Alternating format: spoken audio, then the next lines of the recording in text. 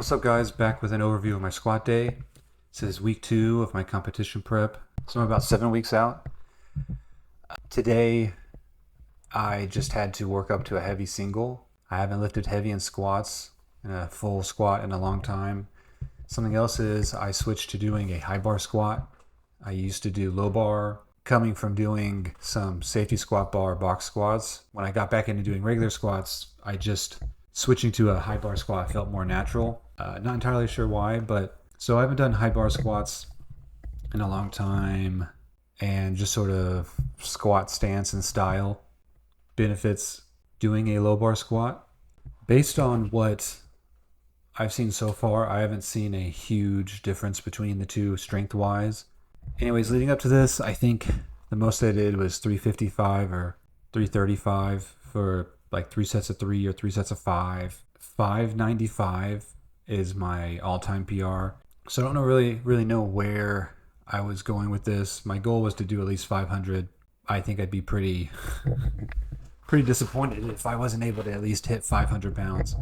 But also not really go for a complete max out. Just like a heavy rep to see sort of where my squat strength is right now.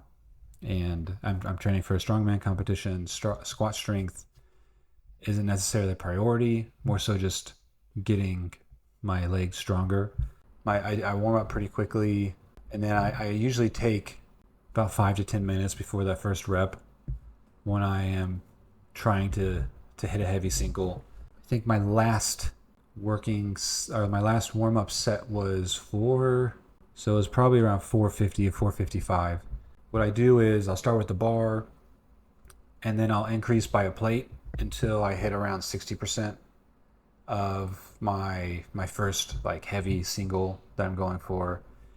So in this instance, I did 135, 225, 315.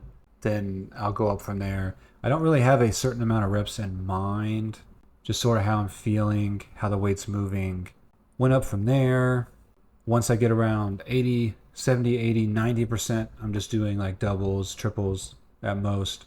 90% I'll do a single, putting on 505. As you can see here, I think the depth's pretty good, maybe borderline, but I'm not too worried about it. Like I said previously, I don't want to say it's a knee injury. I hurt my knee. I've recovered from it, and I just have to be particular with things just to not have it act up on me. And so I'm not going to like sink this squat, but I'm happy with the depth. 505. I thought about putting 535 on, which honestly I think I would have been able to do. I'm not working up for like a powerlifting competition. I'm training for strongman, so I want to make sure I'm able to do my events and train for that specifically. So I called it there 505. I'm happy with it. Definitely more in the tank, but that's something to worry about at a later date. The rest of the workout went pretty well. Typically doing higher volume tires me out for the accessories, but when I do like a heavy single, just a warm up and then hitting that heavy single, usually I have a lot of strength left for the accessories, and they usually go pretty well and quickly.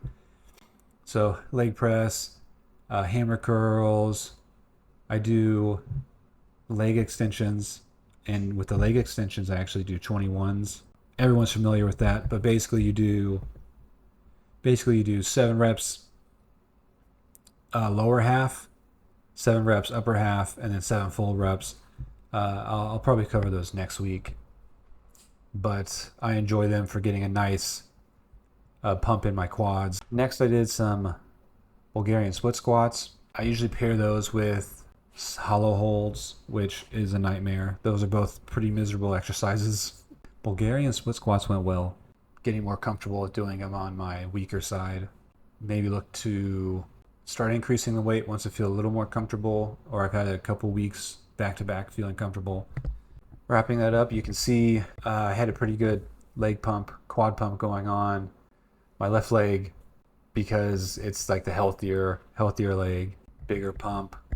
not necessarily bigger, but I'm just able to like flex it better. I'm still working on getting that mind muscle connection back in my right leg, but it's not too far off. The lighting is kind of throwing it off here, but yeah, that's my squat day. Feeling pretty good about that, and I'll catch you next time. Make sure to subscribe to keep up to date with my comp prep, and thanks for following along on this journey with me.